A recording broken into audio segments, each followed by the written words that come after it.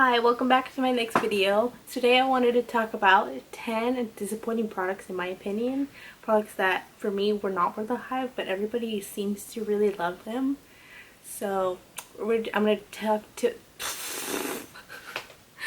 talk about why I don't like the products and why they didn't work out for me. So let's get started. So first I wanted to talk about the e.l.f. Putty Eye Primers. A lot of people like these, but they didn't really work for me because in my opinion they're very thick and they're actually really dry and patchy, which then it made my eyeshadow come out dry and patchy.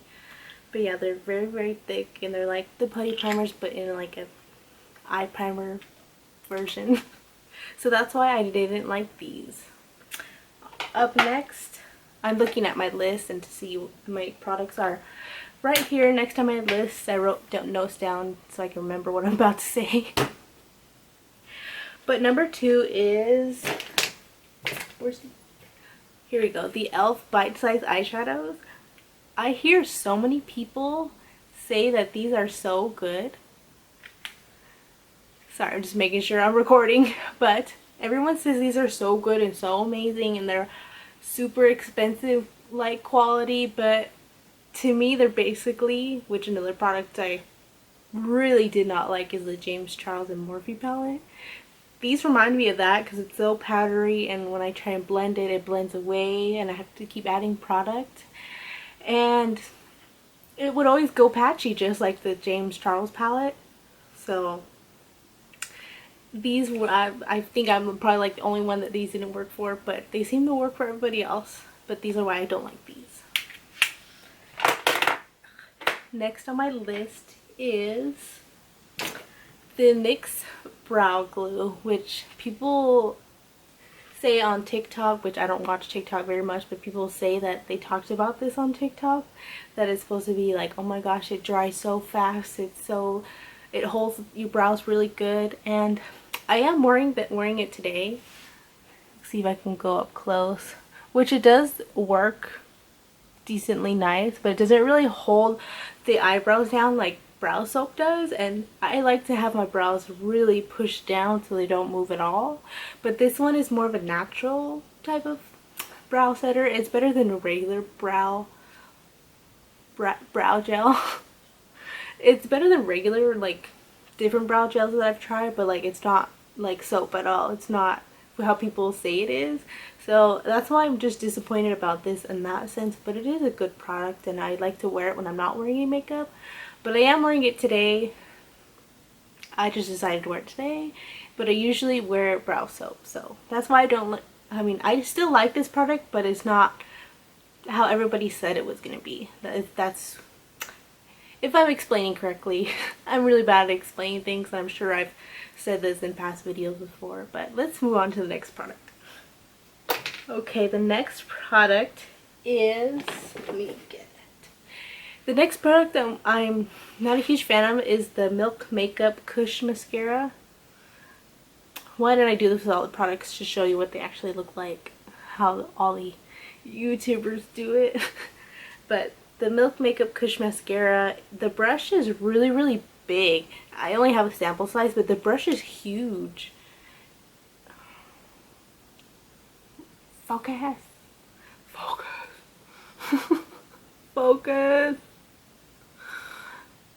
Come on. I need practice, obviously.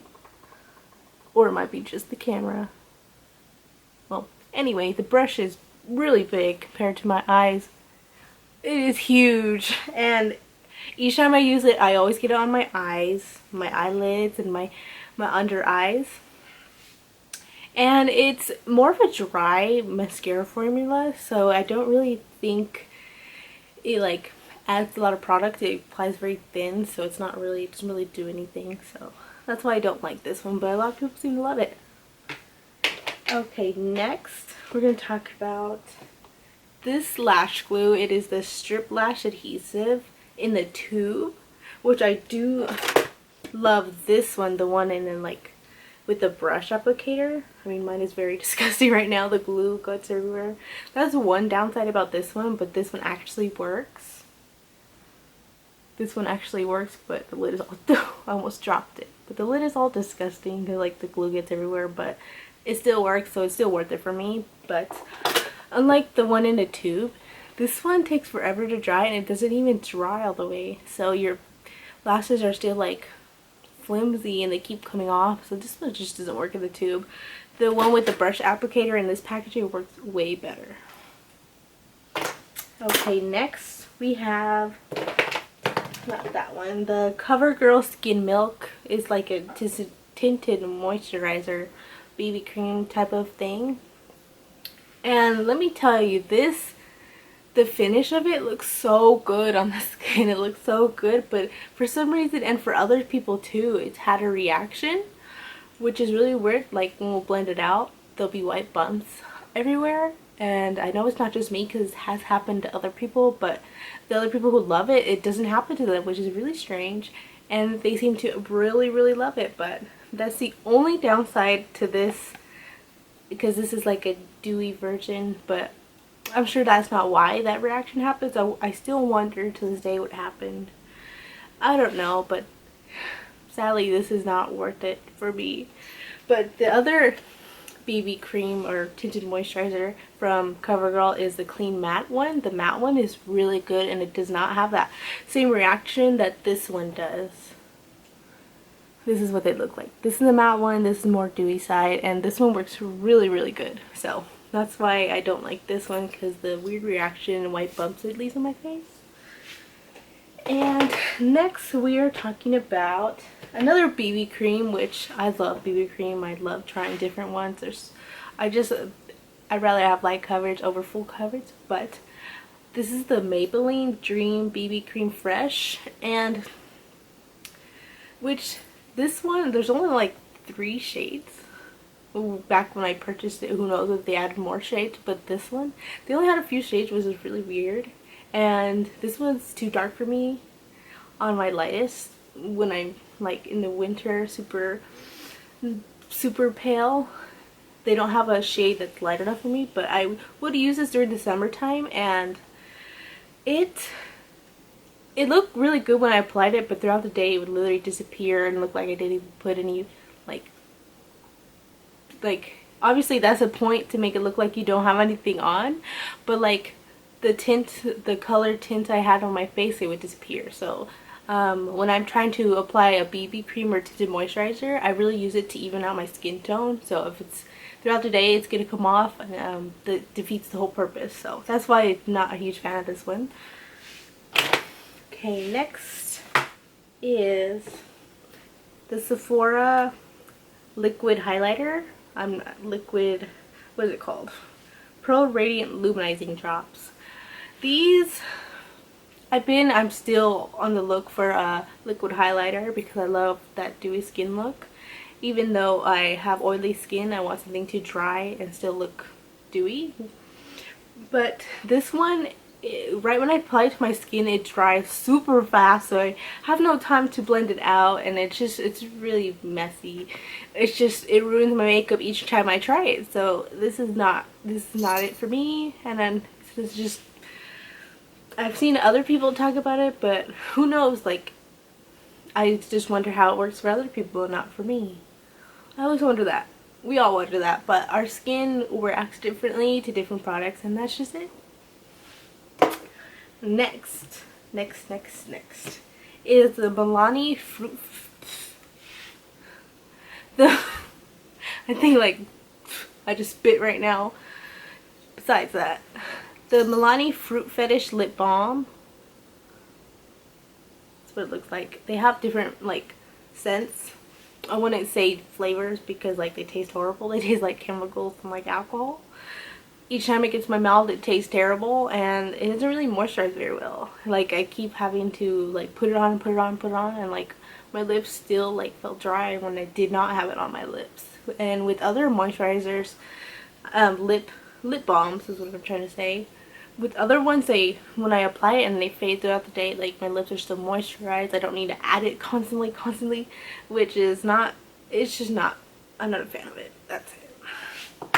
Now, next, move on to my next page in my notes, is the e.l.f. Jelly Pop Juicy Lip Gloss. It looks like this. Like, everyone likes the Jelly Pop line from e.l.f. Did I mention it was from e.l.f.? Yeah. The Jelly Pop Lip Gloss. I haven't tried anything else from that line before, which I hear the primers are really, really good. But this is the lip gloss. And other people love it. They love it. They say it's nice and moisturizing. It smells good. About the smell. Does not smell good at all. It's supposed to be, this is supposed to be cherry flavored, cherry scented, and it does not smell like cherry at all. And I was thinking maybe I got a bad one, which is pretty, would be pretty strange, but I actually have gotten 2 of these before and they both smelled horrible. They did not smell like cherry at all. They literally smell like throw up. I don't know why, and I don't know if it smells like that with anyone else, because like, why would they lie about that? Like, why would you want to continue to put this on your lips when it literally smells that bad? But literally, I'm gonna smell it right now. I'm gonna regret it and be like, why did I do that?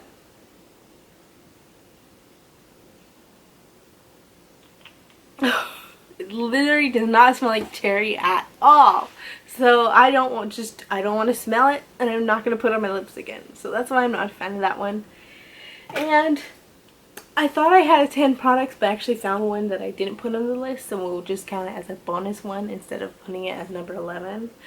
So the last product that I have that is not worth the hype in my opinion is the Maybelline Lash Sensation. The Maybelline Lash Sensational tongue twister mascara. It has a weird wand too. It's like curved, and I don't know which way I'm supposed to put it on, but like either way it just doesn't do what everyone else says it's supposed to do. Like, it doesn't give me volume, it doesn't give me length, just like the other mascara I mentioned from Milk. It doesn't do anything, so it's not really worth the hype to me, and I wonder what people see in it. But I guess I'll never find out. Well,